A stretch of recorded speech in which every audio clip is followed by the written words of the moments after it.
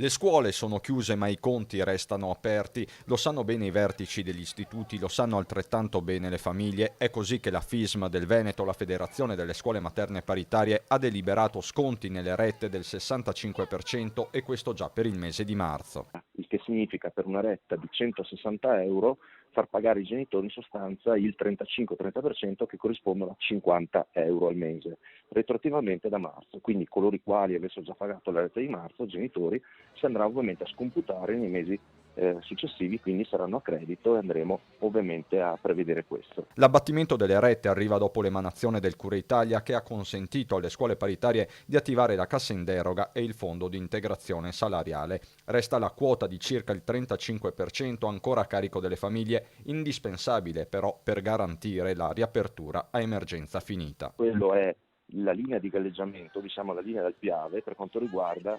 la possibilità di garantire il servizio alla volta di, speriamo tutti, maggio, va bene, o al massimo giugno, quando dovremo appunto riaprire. Ecco, quel minimo sindacale è appunto quel famoso 30% che serve per pagare ovviamente le assicurazioni, le utenze al minimo. Le scuole materne paritarie in Veneto sono oltre 900, quasi 95.000 i bambini ospiti. Nel 45% dei comuni della regione l'asilo privato è l'unico a disposizione. Ovvio che anche i sindaci siano mobilitati.